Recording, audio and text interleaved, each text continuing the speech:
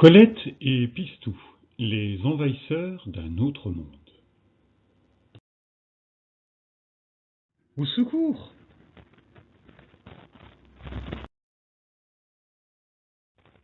Pistou, enroulé comme une boule dans son panier, tout près du radiateur, ronronne et rêve. Encore 2 petites minutes.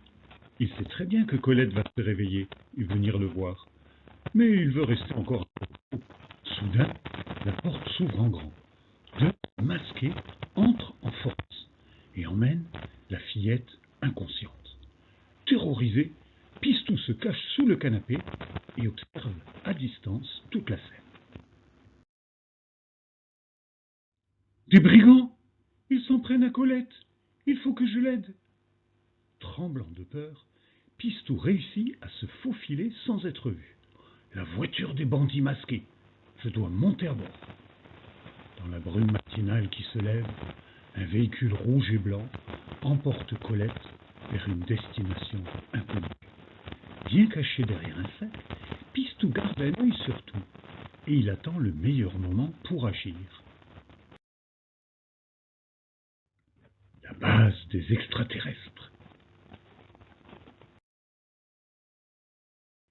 Depuis les vitres de l'engin, Pistou aperçoit d'inquiétants flashs de lumière bleue. Qui sont ces gens en blanc? La porte arrière s'ouvre enfin. Pistou en profite pour descendre prestement et il se cache. Ils installent Colette sur un chariot à roulettes et disparaissent dans un immense bâtiment de verre et d'acier. Pistou est en panique totale. Il y a des ombres couvertes de casques de métal, des femmes tout en blanc, des appareils bizarres et un tuyau branché sur le poignet de la petite fille. Des aliens! Colette a été enlevée et conduite à leur base. Mais qu'est-ce que je peux bien faire? Les hommes masqués la déposent dans une chambre. Ouf! Personne ne m'a vu, pense le chat. Il se glisse sous les couvertures et s'imagine que Colette va enfin se réveiller. Mais elle ne bouge toujours pas. Bouleversé par tant d'émotions, il s'endort. Mais sa sieste est interrompue par quelqu'un qui pique le bras de Colette et lui prend du sang. C'est des vampires! Pistou s'évanouit. Le réveil. Pistou, mais que fais-tu ici? Tu n'as pas le droit d'être là, voyons. C'est un hôpital. Un hôpital? Tu n'as pas été enlevé?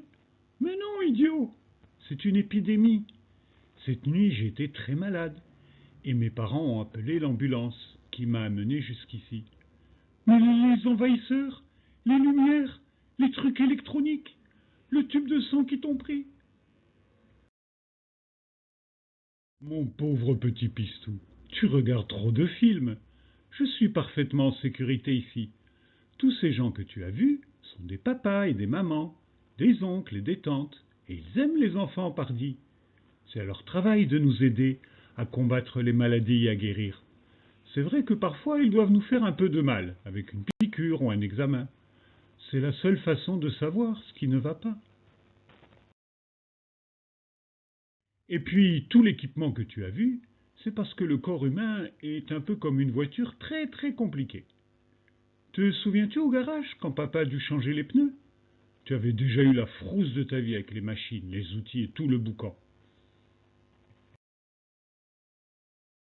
Mais j'ai eu tellement peur pour toi, répond Pistou, en lui faisant des yeux tout ronds. Je sais bien, mon petit chenapan. C'est parce que tu n'avais pas compris ce qui se passait.